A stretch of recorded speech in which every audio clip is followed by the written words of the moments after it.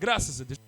Perceba, tudo que nós aprendemos sobre Jesus é real, é verdadeiro e é digno de aceitação. E tudo isto corresponde à personalidade dele. Ou seja, quando você olha para a figura de Jesus, para a pessoa de Jesus, você vê uma infinidade de características. Jesus é alguém que não se esgota no que diz respeito à sua identidade.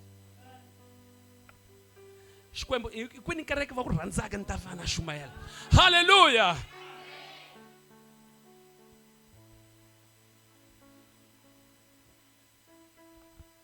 Aleluia! Jesus é alguém que não se esgota na sua natureza, na sua grandeza. Ele é infinito. Então falar dele, meu irmão, que deveria ser recomendado todos os dias. Porque todos os dias falar de Jesus seria um tema inesgotável. Você pode levar 365 dias a falar de Jesus sem repetir nenhuma das características dele. Alguém está aqui na igreja aqui? Está alguém aqui? Então vamos aqui juntos para o tema de hoje. Jesus, Salvador. Jesus.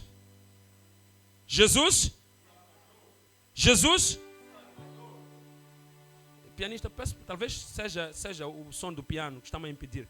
Jesus. Salvador. Jesus, Salvador. Ponto número 1. Após a queda do homem,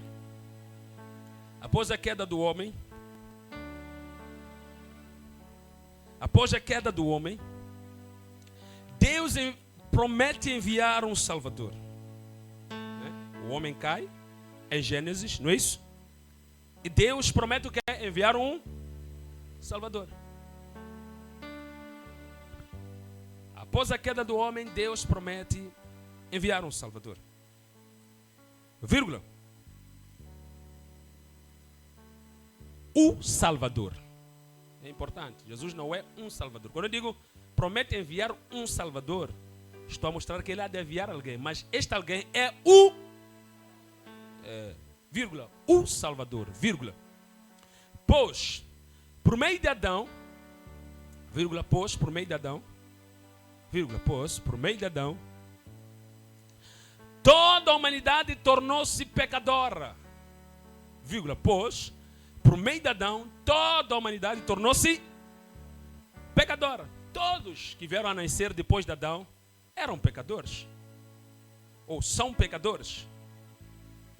Toda a humanidade, pois, por meio de Adão, toda a humanidade tornou-se pecadora.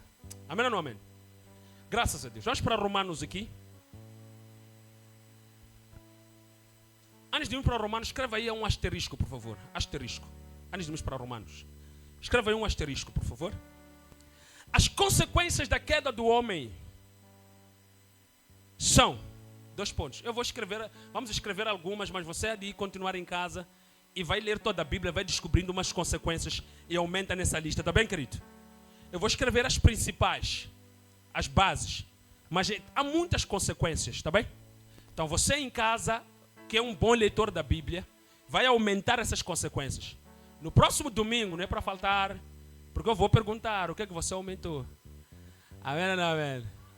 Brincadeira. Mas é bom você próprio ter como é que eu vou dizer? Ser um auto-investigador. Amém ou não amém? Chama-se autodidata. Alguém que procura aprender por si mesmo. Alguém que busca o conhecimento. Amém ou não amém? Então, é importante ser autodidata. Sentar, dizer, ok.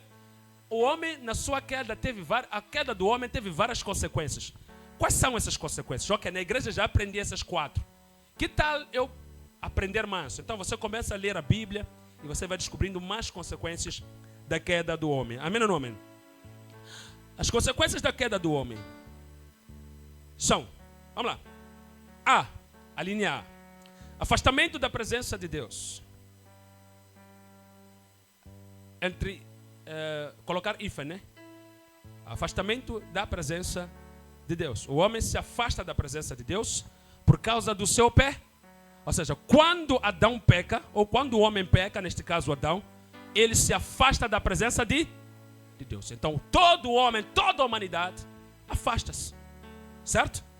Vamos lá. Hífen. Colocar ali um tracinho à frente. Hífen. Morte espiritual. Né? Esse afastamento de Deus dos homens chama-se o quê? Chama-se? Quando o homem se afasta da presença de Deus, ele recebe o que como resultado? Morte espiritual. Afamoyeni. Achou? Adamu ankamanga anga afukana na shkwembu. Anga fanga muzimbeni. Afikwini. É por isso que ele continuou a falar com Deus, porque o corpo dele ainda estava vivo, mas espiritualmente Adão já estava morto. Amém ou não amém? Então, estamos a dizer que o afastamento da presença de Deus traz como resultado a morte espiritual. Nova linha. A linha B. Maldição da terra. Quando o homem peca, a terra se torna maldita. A terra que era um lugar para produzir todo tipo de semente, desenvolver. Vocês sabiam que aquela região onde nós chamamos de deserto de Saara, há muito tempo ali era uma grande vegetação? Havia floresta ali há muito tempo, sabia? Uma das partes do jardim do Éden se estendiam do rio Eufrates, rio Tigres, e vinha descer mais ou menos até a República Centro-Africana. Aquela toda a região era um jardim, era uma floresta, era um sítio onde tinha fruta, tinha tudo de bom. Mas veja como está agora. Por causa da maldição que a terra recebeu. Estão a entender, meus irmãos, estamos a dizer aqui? Está alguém aqui nessa igreja ou estou sozinho? Aleluia. Vamos juntos aqui. A linha C. Expulsão do jardim do Éden. Aquela expulsão do jardim do Éden não é uma coisa só simples, é algo simbólico. Que significa que Deus já não se torna provedor do homem. Quando Deus expulsa Adão do Éden, está a dizer que já não sou eu que vou prover para ti. Ah, mas como, pastor? Se Adão trabalhava, sim. Irmão, você pode trabalhar, mas se não é Deus quem provê na sua vida, você vai ser maldito no seu próprio trabalho. Você pode ter duas pessoas, um trabalha no escritório, outro carrega sacos. Mas se este é temente a Deus, este está na providência de Deus do que aquele que está no escritório, no ar-condicionado. Aquele está na maldição, mas este está na provisão. Ah, meu Deus, alguém está aqui na igreja aqui. Aleluia! Vocês estão entendendo o que estamos a explicar aqui nessa igreja, meus irmãos? Então, é isso. Com a queda do homem, houve expulsão do jardim. Deus estava a dizer, já não sou teu provedor. Quando colocar aí um hífen, o homem aparta-se do lugar da provisão de Deus. Do lugar da provisão de Deus. O homem aparta-se do lugar da provisão. É por um traço aí à frente. Quando ele é expulso do jardim, o homem aparta-se do lugar da provisão de Deus. Nova linha. Essa é a linha C ou a linha D? CD, né? A morte física. O pecado também gera a morte. Não gera para vivermos eternamente. Ou gera para eu sair e visitar vovó Adão hoje. Acordar e visitar vovó o quê? Adão.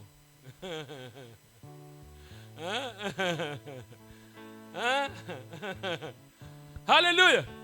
Mas por causa do pecado, o pó teve que voltar para onde?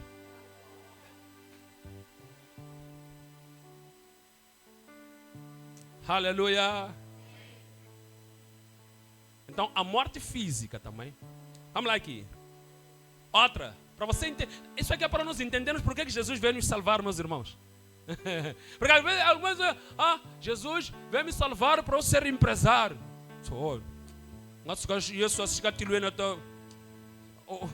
Você pensa?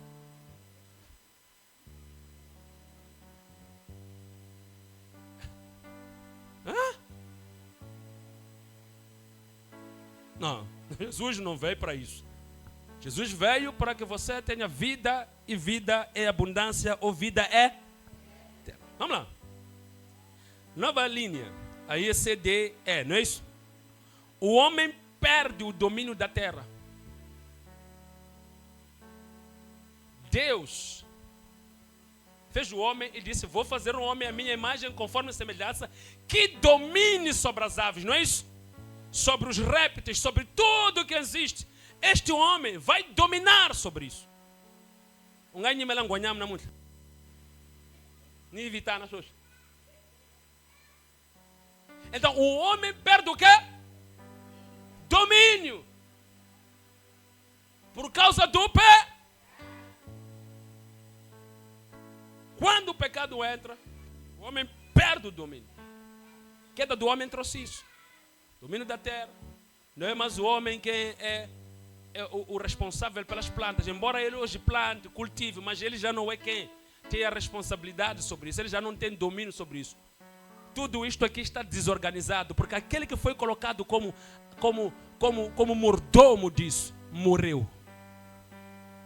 Então, quando o mordomo morre, a casa fica cheia de baratas, fica cheia de poeira, não é isso? Porque aquele que devia limpar, cuidar da casa, o que aconteceu com ele? Então, quando o homem perde o domínio, minha irmã, da terra, quem é que recebe esse domínio automaticamente? Escuta, quem é que recebe esse domínio? O homem tinha o domínio, perdeu por causa do pecado, entregou a quem automaticamente? Ao diabo. É por isso que a Bíblia diz que o diabo é o que neste século? É o Deus. Ele passa a dominar. Ele passa a dirigir, a determinar as rédeas de tudo. Mas ele não é o Deus para Deus. Tem que entender isso. Há pessoas que ficam confusas. Dizem, não, porque o diabo é o Deus desse século. Então ele é que está a governar a Deus. Aqueles que são de Deus. Não. Ele é Deus desse século porque ele tomou o governo da mão do homem, passando a ser Deus do homem. Não Deus para Deus.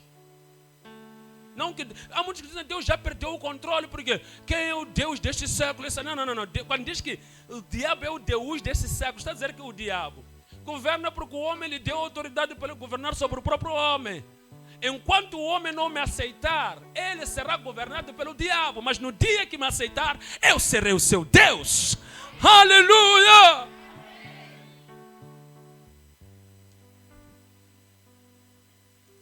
Estamos juntos aqui? O homem perde o domínio da terra, conferindo-o a Satanás. Que não gosto desse nome, mas tive que falar porque estou aqui a ensinar. Em 365 dias, posso acabar o ano sem falar o nome de Satanás. Não me interessa. No meu dicionário não muda nada. Aleluia. Mas há um nome que não consigo dormir sem pronunciar. Pelo menos 20 vezes tenho que falar esse nome. É o mínimo. Se eu não conseguir falar 20, é o mínimo. Esse nome tem que estar na ponta da minha mente, na ponta da minha língua, na ponta da minha alma. Tenho que falar de alguma forma, em silêncio, falando abertamente. Na minha mente, eu tenho que falar esse nome. É o nome que está acima de todos os nomes. Alguém pode aplaudir a Jesus aqui neste lugar? Aleluia! Oh, aleluia! Oh, meu Deus. Então, queridos, venhamos aqui. Estamos em Romanos, não é isso? Capítulo de número 5, a partir do versículo 12. Romanos 5, versículo 12. O que é que vai dizer a palavra do nosso Deus Todo-Poderoso? Vamos lá ouvir aqui. Versículo 12. Diz o quê? Pelo que? Portanto, como por quantos homens? Por um homem. O que aconteceu? Entrou o pecado aonde? E pelo pecado o que aconteceu? A morte. Através de um homem entrou o que no mundo? E juntamente com o pecado entrou o que? Porque o salário do pecado é o quê?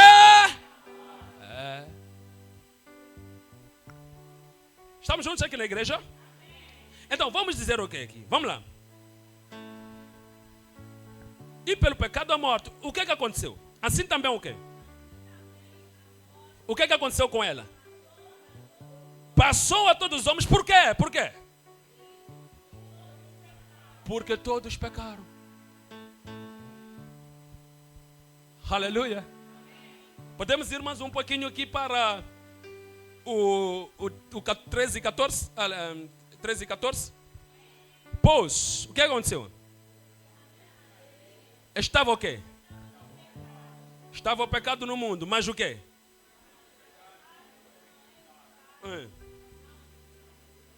14. No entanto, o quê?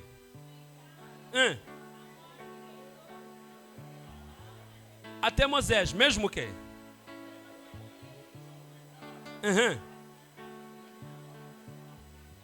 Que é o quê? Aleluia. Curva a sua cabeça, querido. Damos-te graças, Pai. Obrigado pela palavra lida. A honra e a glória pertencerão a Ti pelos séculos dos séculos. Obrigado. Nós te amamos, Jesus. Pedimos que o Senhor pregue, fale conosco, pois nós somos seus filhos, na expectativa de ouvir e aprender de Ti, que és humilde e manso do coração. Cremos que o Espírito do Senhor está aqui e cremos que Ele está na dianteira deste culto e que tudo será feito mediante a Tua graça, mediante a Sua presença. A honra e a glória te pertencem. Em nome do Senhor Jesus Cristo. Quem crê, diga amém. Aleluia. Traga uma salva de palmas na presença de Deus. Aleluia, queridos. Observemos aqui. O escritor a Romanos diz que através de um homem entrou o que é no mundo? Através de um homem entrou o que é no mundo? Entrou o pecado através de um homem. Como é que se chama este homem aqui? Como é que se chama este homem? Adão. Adão foi o responsável para que o pecado entrasse no mundo. Então, uma vez tendo entrado o pecado no mundo, todos aqueles que viessem a nascer, automaticamente nasciam pecadores. É por isso que Davi escreve no seu salmo: em pecado me concebeu a minha mãe. Ele não está a dizer que a mãe cometeu adultério para ele nascer. Não. Nasceu dentro do casamento mesmo. De senhora não sei quem e o senhor Jessé. Os dois se juntaram e tiveram um filho chamado Não foi adultério. Quando ele diz que em pecado me concebeu a minha mãe, está a dizer que desde Adão, todos aqueles que vieram na minha geração, na minha família, na minha genealogia, todos pecaram. Porque Adão também Por causa de Adão, eu, minha mãe, meu pai, todos nós fomos concebidos em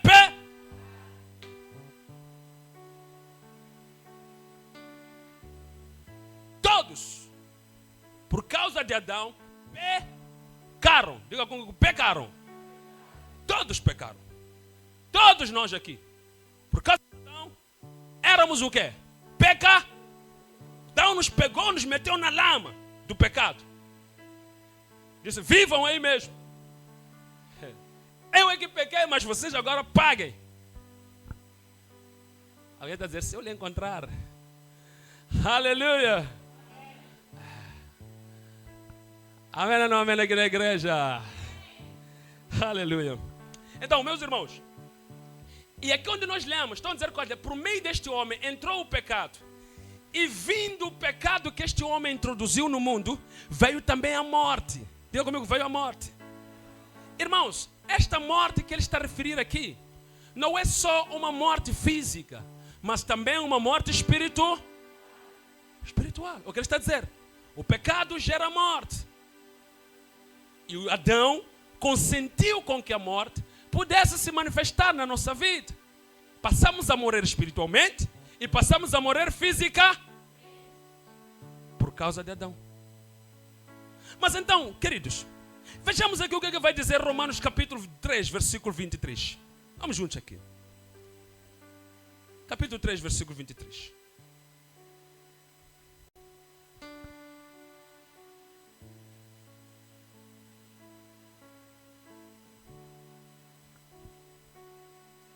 Volta um pouquinho aí. Diz o quê? Por que aconteceu com todos? Todos pecaram. O que aconteceu com eles? Isso. Por causa de Adão, o que aconteceu com todos? Pecaram. O irmão Eduardo, quando nasceu já pecador. Porque Adão pecou. O irmão Eduardo, quando nasceu já longe de Deus. todos nós nascemos já longe de Deus por causa do pecado que Adão trouxe. Amém ou não amém? Isto é para você entender o que significa a salvação que Cristo nos oferece. É que a gente às vezes confunde as coisas. Para a gente entender o que significa. E aprendermos todos os dias, ao amanhecer até ao anoitecer, sermos gratos a Jesus pela salvação. Porque é algo tão precioso, meus irmãos. Aleluia! O que significa isto que Paulo está a dizer aqui? Diz que todos pecaram, destituídos estão da glória de quem? O que significa a glória de Deus? Glória de Deus significa a presença de quem? De Deus. E o que significa a presença de Deus? Presença de Deus significa ter comunhão com, significa ter intimidade com, significa ser amigo de, significa andar com, significa falar com, significa habitar com, significa fazer tudo na sua vida com, significa morar com. Paulo está a dizer, quando todos pecaram, perderam privilégios. Privilégios que Adão tinha antes de pecar. Na viração do dia, Deus descia para vir conversar com Adão face a face. Na viração do dia, Deus vinha e conversava com Adão naturalmente. Meus irmãos, hoje, para mim e para ti, Deus parece mistério, verdade ou não? Mas isso é fruto do pecado. Porque sem pecado nós viríamos a Ele face a face. É o que vai dizer João na sua carta. Diz que, ou seja, Paulo na sua carta diz que porque ainda não o vimos, agora o vimos como espelho, entretanto chegará o tempo em que o veremos. Ele também nos verá, porque assim como Ele é, nós também somos, assim como meu Deus. Aleluia!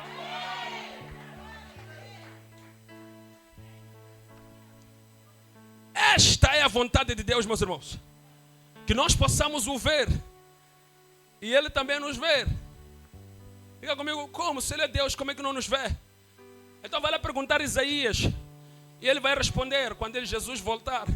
Eu creio que Isaías vai ressuscitar. É o que eu acredito, né? Agora, se ele morreu no pecado, isso a Bíblia não diz. Até onde sei, a Bíblia diz que ele era um homem justo, né? Era um profeta justo. Porque ele se converteu naquele dia em que o anjo purificou a boca dele, verdade ou não? É por isso que eu digo, tenham cuidado. Não é porque alguém diz que é profeta, é porque aceita diante de Deus. Porque mesmo Isaías era profeta, mas tinha língua suja. Purificaram a boca dele, depois disseram, ei Isaías, a quem enviarei? Ele disse, envia-me, Senhor. Agora já vai falar as palavras do Senhor. Aleluia!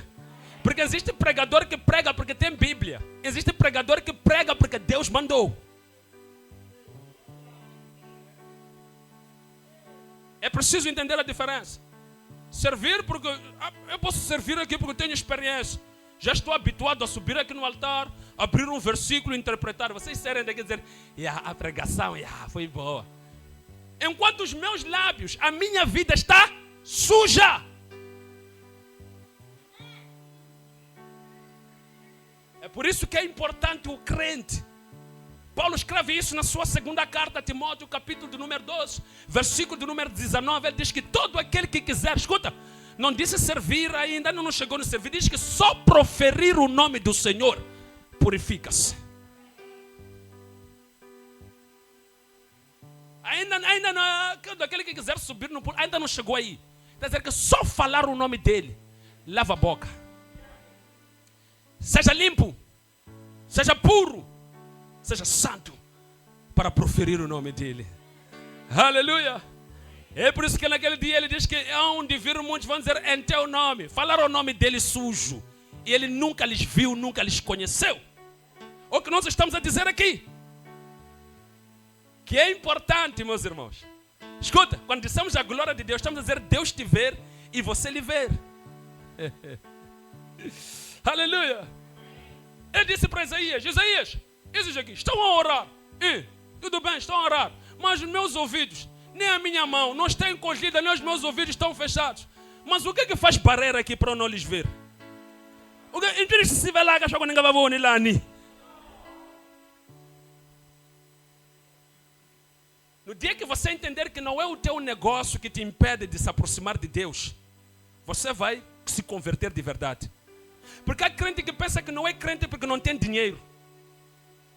E não entende que o que lhe torna crente é ser santo e andar segundo a palavra de Deus. Ah, não, meus irmãos, meus amigos estão a ter dinheiro. Será que eu mesmo tenho Deus? Acha que Jesus foi brincar ali na cruz? Jesus foi morrer na cruz para te dar vida eterna. E você não se alegra para a vida eterna. Está todo cabisbaixo porque não tem carro, mas tem vida eterna.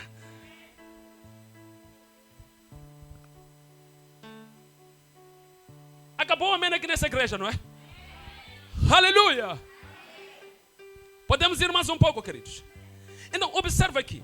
Diz que todos eles pecaram e estão destituídos da glória de Deus. Só a glória, ser visto e vê-lo. Escuta o que vai dizer o escritor aos Hebreus. Diz que, sem santidade, o que vai acontecer? Adão era santo e via Deus. Quando Adão era santo, via Deus na viração do dia.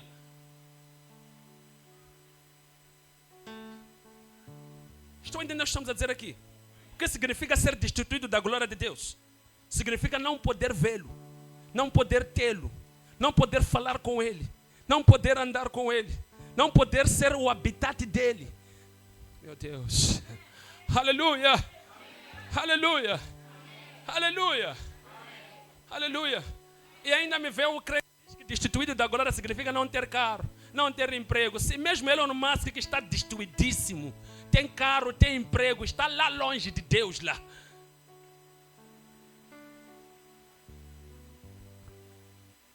Destituído da glória significa, simples quanto isso, não ver a face dele.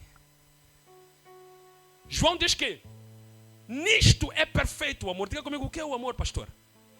O amor é o complemento do mandamento de Deus. Aquele que ama a Deus e ama o seu próximo, cumpre o mandamento de Deus. E isso lhe santifica. Isto aqui torna-te santo.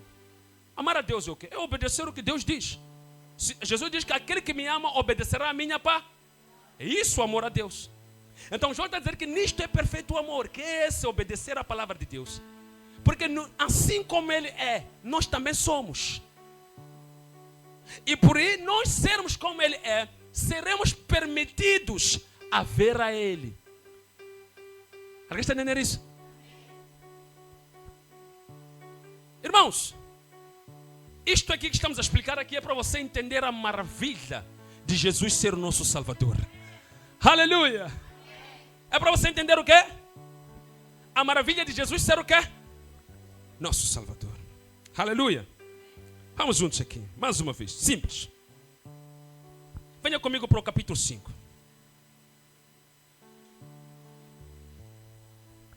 Aí mesmo, em Romanos. Hoje vamos ficar em Roma mesmo. Aleluia. Aí mesmo no capítulo 5. Vai dizer o seguinte aqui, a palavra de Deus, no versículo de número 15. Diz o quê? Não é porém o quê? O dom, como quem?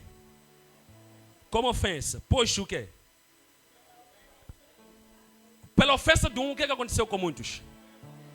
Morreram muitos. Ou seja, pelo pecado de um, o que aconteceu com muitos? Morreram. Mas o que vai acontecer depois? Muito mais o quê? Isto é, o quê? O dom pela graça. De um quê? Quem é este homem aqui? Que abundou para quantas pessoas? Aleluia!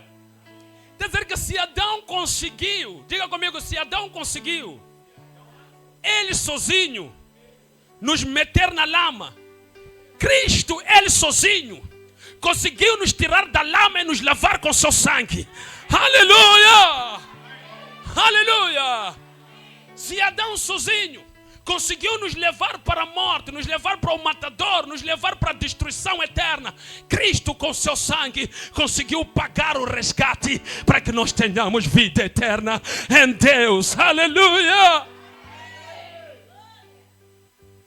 O que estás a dizer, pastor?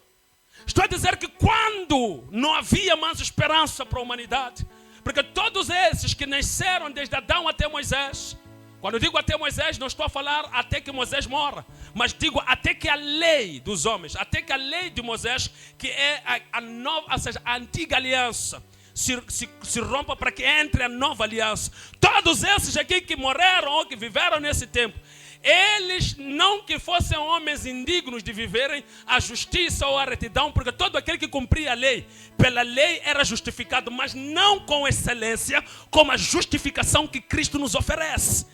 A justificação de Cristo, ela é acima da justificação que a lei oferecia aos homens do passado. Entretanto, observe isto aqui, meus irmãos. Observe isto aqui. Observe que quando Cristo morre, quando Cristo dá a sua vida, pela excelência do seu sangue, Ele consegue comprar e garantir que até aqueles que eram justos antes da morte dele, sejam também justificados. Aleluia. Diga comigo, ainda não entendi, pastor. Então você tem que ler bem lá no Novo Testamento, quando a Bíblia diz que, pois então, tendo Cristo ressuscitado, muitas pessoas, ou seja, muitos dos santos foram vistos com eles ressuscitados. E muitos estavam andando nas cidades e em vários lugares. Esses homens santos foram levados, foram purificados, porque o sangue foi derramado, não só para aqueles que eram daquela época, mas esse sangue foi derramado antes da fundação do mundo. Aleluia! É como se Jesus chega no ano 0 e morre para resgatar os que nasceram no ano lá atrás. Porque Ele é o Cordeiro pelo qual todos os homens alcançam a aprovação diante de Deus. Fora dele não há salvação. Quem puder aplaudir a Jesus nesta manhã? Aleluia! Se você puder aplaudir mais forte, querido, é para a glória de Deus. É para a glória de Deus. É para a glória de Deus. Estamos a falar de Jesus, o Cristo, o Rei, o Redentor, o Senhor dos Senhores. Aleluia. Meus queridos, quando nós olhamos para Jesus, temos que entender o poder maior que Ele tem. Escuta, o pecado não conseguiu combater este homem. O pecado não conseguiu aniquilar este homem. O pecado não conseguiu travar este homem. Este homem foi tão triunfante que, apesar de todas as tentações que lhe vieram, a capacidade que ele tinha de se submeter a Deus garantia com que ele pudesse subjugar todo o pecado que viesse contra ele. Jesus tinha a capacidade de rolar por cima do pecado. Diga comigo, não entendi, pastor. É como aquele corredor nas corridas, aquelas corridas de barreira.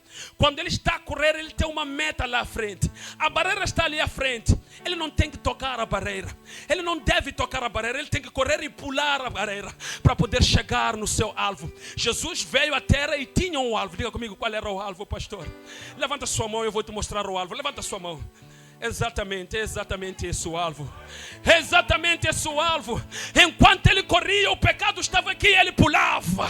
Enquanto ele corria, o pecado estava aqui, ele pulava. Porque ele tinha um alvo. Aleluia! O escritor aos Hebreus diz o seguinte, queridos: Cristo foi em tudo tentado, mas em nada ele foi achado em pecado.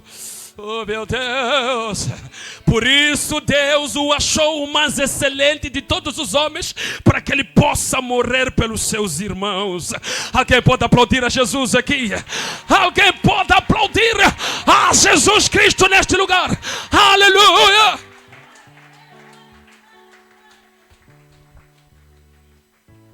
Meus irmãos, precisamos de compreender isto aqui. O enfraquecimento da igreja acontece quando a igreja não entende quem é Jesus e por que ele veio. Aliás, igreja que não entende quem é Jesus e por que ele veio nem deve ser chamada de igreja. Porque só pode ser igreja porque está ajustada ao cabeça que é Cristo. Quando a igreja sai da lógica de Cristo, quando a igreja começa a exaltar pastores, quando a igreja começa a engrandecer o pastor, quando a igreja começa a colocar o pastor ali, isso já não é igreja, meu irmão. Podemos chamar de discoteca, podemos chamar de fã-clube, podemos chamar de grupo de amigos, grupo de vizinhos, grupo de WhatsApp, grupo de Facebook, grupo de escala, grupo de escola, grupo de vizinhos, seja o que for, até grupo de bandidos podemos chamar. Mas isso já não é igreja. igreja, porque a igreja sempre permaneceu tendo Cristo como cabeça. A igreja sabe quem Ele é, porque que Ele veio e que Ele há de voltar. Aleluia. É por isso que o escritor do Apocalipse disse o seguinte: o Espírito e a noiva. Diga comigo, a noiva, pastor. Então vamos traduzir juntos. O Espírito e a igreja dizem Maranata. Ora vem, Senhor Jesus. Aleluia. Quando tudo isso sai da igreja e nós começamos a ficar sem foco, não sabemos onde é que estamos e para onde é que vamos, não sabemos porque é que Cristo morreu, muitos de nós, meus irmãos, na verdade, isto é que foi nos colocado na nossa mente. Muitos de nós nos convertemos porque queremos resolução dos nossos problemas familiares. Queremos um emprego, queremos um carro. E quando nós atingimos isso, nós recuamos. Nós perdemos a ambição. E quando nós não atingimos, também perdemos a ambição. Porque não entendemos por que fomos salvos. Não entendemos por que Jesus veio. Mas quando a igreja verdadeira se levanta e ela aceita por que Jesus veio, esta igreja é forte. Esta igreja é forte porque ela entende por que o seu Salvador veio e que o seu Salvador vai voltar. Aleluia. Não existe nenhum propósito que tem que levar um crente a viver nesta terra, a não ser porque Jesus morreu pelos meus pecados, a não ser também porque Jesus já devia me levar para que eu possa não viver mais nesta terra cheia de pecados. Aleluia. Meu irmão, vocês já viram balizas, né? Diga comigo, já vi balizas, pastor. Muitos de nós já fomos ao campo de futebol, já fomos ou não fomos? Muitos de nós já vimos na televisão o campo de futebol, verdade ou não verdade? Irmãos, já viram aqui o campo de futebol? Seja na televisão, no televisor, etc., no telefone, seja onde for. Já viram balizas do campo de futebol? Quem nunca viu? Quem já viu? Então todos nós já vimos, não é isso, meus irmãos? As balizas, elas estão estabelecidas em 2 ângulos, em 2 pontos. Tudo que entra ali na baliza tem lógica. E tudo que passa por fora da baliza não tem lógica. A vida do crente fora desses 2 pilares não tem lógica. Fora da vinda de Jesus para nos salvar e da vinda de Jesus para nos buscar. Se você crê em Jesus fora dessas 2 coisas, a tua vida não tem lógica.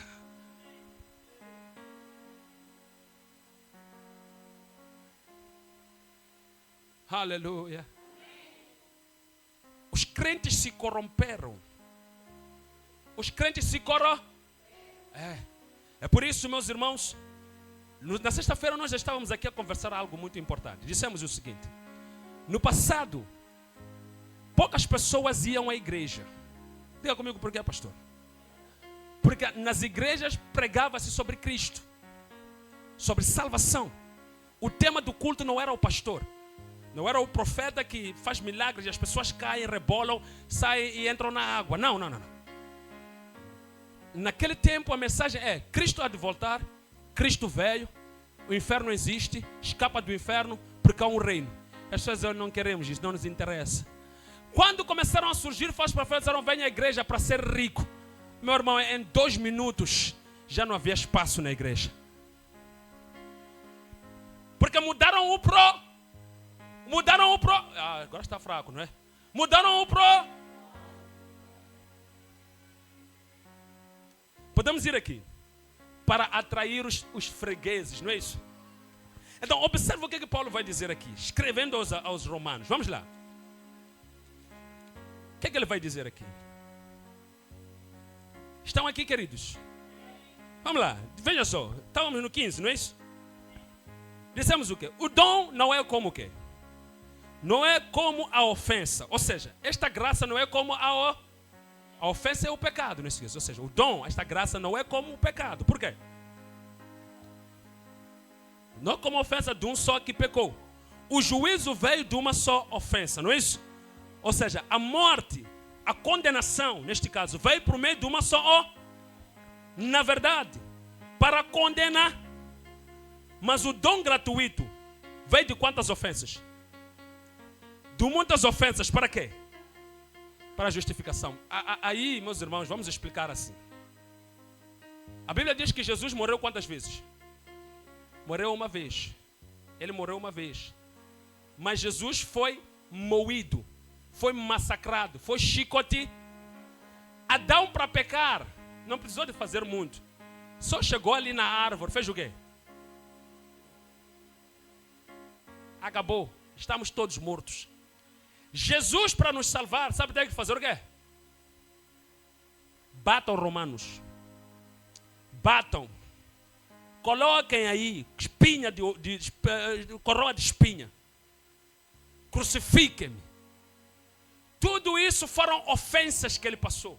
Foi cuspido, foi injuriado, foi colocado em asta pública como se ele fosse um produto em que as pessoas deviam escolher quem eles achavam que devia ser salvo. Se era Barabás ou era ele. Isso são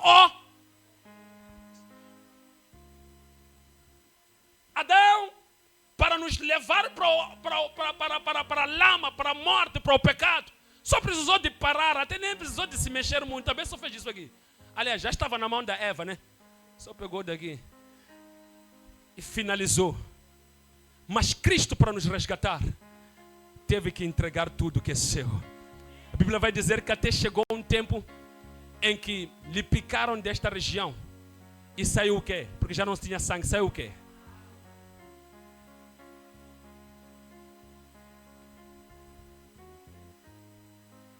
Sim, aquele sangue ali, aquela água ali é para meu emprego. Já pode dizer bandido. Aleluia. Não, aquele sangue foi vertido até a última gota para resgatar o mais podre de todos os pecadores. Eu. É para isso. Ah, mas pastor, se você orar a Deus em nome de Jesus, querer trabalho, Ele vai te ajudar. Sim, vai me ajudar. Mas isso não é o mérito da salvação. A salvação nos trouxe regeneração e nos devolveu para Deus. A questão não estou a dizer. Não vamos misturar aqui as coisas. Uma coisa é a providência de Deus, porque Deus já tem os pecadores, sabia, meu irmão? É Ele que dá. Não há nada que o diabo dá a ninguém aqui. Ah, pastor, isso não é verdade. É verdade, sim. Está escrito ali que Deus é bom, é tão maravilhoso. Ou seja, sejamos como o nosso Pai, que é bondoso, até para com os ingratos, para com os maus, ao ponto de fazer nascer o sol e a chuva para eles, para que cultivem e se alimentem. É verdade ou não? Se Deus já alimentava a humanidade, por que Cristo tinha que vir morrer para esta humanidade? É porque havia uma coisa que afastava essa humanidade de Deus. Era o pecado. E Jesus veio como antídoto para nos tirar do pecado. Aleluia! O veneno do pecado estava a escorrer em nossos sangues. Mas há um sangue que veio, foi derramado e purificou-nos. Para que não mais sejamos do pecado, mas sejamos de Deus. Alguém está aqui nessa igreja aqui? Aleluia! Vamos juntos aqui, juntos, na tua Bíblia. Vamos na tua Bíblia, querido.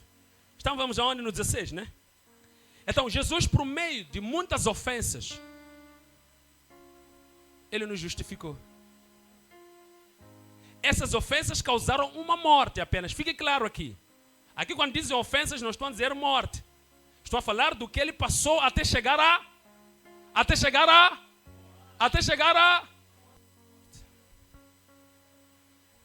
Você acha que a vida de Jesus foi fácil aqui na terra? Porque Ele andava por cima das águas? Porque não foi fácil. Foi tentação noite e dia. Vontade de desistir noite e dia. Mas pela glória de Deus, a humildade dele e a obediência que ele tinha pelo Pai, fez ele chegar até lá na cruz. E hoje podemos levantar as nossas mãos e dizer obrigado, Jesus. Porque negastes a ti mesmo para que nós tenhamos vida eterna. Aleluia! Queremos concluir. Vamos lá juntos aqui. Vamos lá. O que ele vai dizer aqui? Versículo do número 17. Diz o quê? Pois, se pelo quê? Pela ofensa de um só, a morte reinou por esse, não é isso? Pela ofensa de um, a morte reinou por meio desse, não é isso? Muito mais os que o quê? Recebem o quê? Da graça e o dom da reinarão o quê? Por meio de quem? Por um só Jesus. Ou seja, se Adão conseguiu fazer tudo isso conosco, será ele maior que Cristo?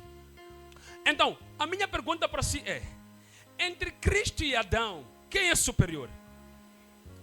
Cristo tem o poder de desfazer a obra de quem? De desfazer a obra de quem? De fazer com que tudo aquilo que Adão trouxe na nossa vida seja desfeito. A minha pergunta é: se Cristo é maior, por que você continua a fazer o que Adão te sujeitou?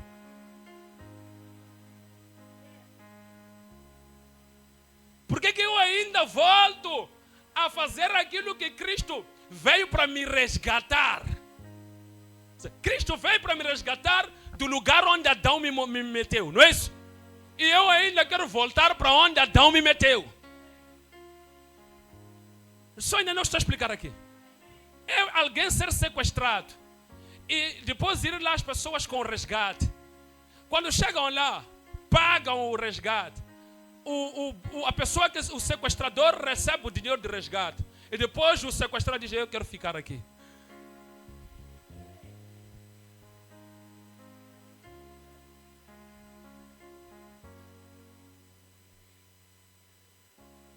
É isso que nós fazemos. É o que estão a dizer aqui. Estão a dizer que superior é Cristo. E a graça dele abundou mais que o pecado que Adão nos meteu. E quem quiser tocar nesta graça poderá achar esta salvação que ele nos conferiu pela sua morte. Quem quer isso nessa manhã? Aleluia! Se nós fizermos isso, ignorarmos o que Adão fez e olharmos para o que Jesus nos oferece, poderemos ter uma vida excelente. Uma vida eterna excelente. Aleluia! Ele nos proporciona isso pela sua morte. Nos proporciona isso pela sua vida. Alguém está aqui nessa igreja? Se puder aplaudir a Jesus mais forte, por favor.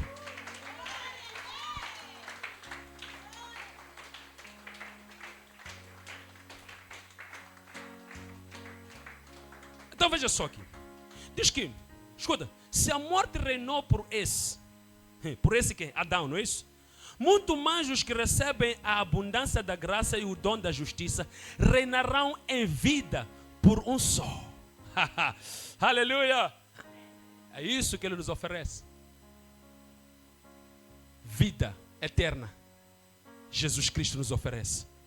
Só temos que abrir o coração e dizer para ele: Adão nos ofereceu o pecado, mas o Senhor nos oferece vida eterna. Nós queremos essa graça. Queremos essa vida eterna. Aleluia. Está alguém aqui na igreja? E não voltarmos mais a nos sujeitar naquilo que Adão nos sujeitou. Amém ou não amém? Vamos juntos aqui. Veja só. Estamos onde? No 18, não é isso? Pois assim, como o quê? Como que por uma só ofensa veio o quê? Ou seja, por um só pecado veio o juízo sobre todos os... Para quê? Assim também por quê? Por um só ato de justiça veio o quê? Sobre quem? Para quê? Aleluia! Por um só ato de justiça. Por Jesus ter se oferecido como cordeiro para morrer em nosso lugar diante de Deus, veio a salvação para todos os, veio a justificação para todos os. Aleluia. Graças a Deus. Podemos aqui continuar no versículo 21? Veja só o que é que diz em 21. Diz o quê? Para que assim, como o quê? Como o pecado reinou pela morte, também o que aconteceu com a graça? A justiça para a vida é mediante quem? Mediante quem? Quem? Mediante quem? Mediante quem? Assim como o pecado entrou pelo Adão para nos levar para a morte, a graça também veio para nos levar à vida eterna. Mediante quem? Nosso. Aleluia. Ele é o nosso Salvador, queridos. Salvou-nos para que tenhamos vida eterna. Salvou-nos para que tenhamos capacidade de poder estar na presença de Deus um dia e podermos ver Deus face a face. Alguém quer isso aqui? Alguém quer isso aqui? Aleluia!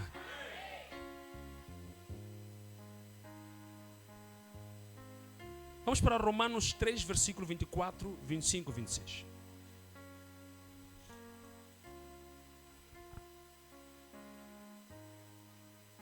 Quando Cristo morre, Ele nos traz o quê? No versículo 24.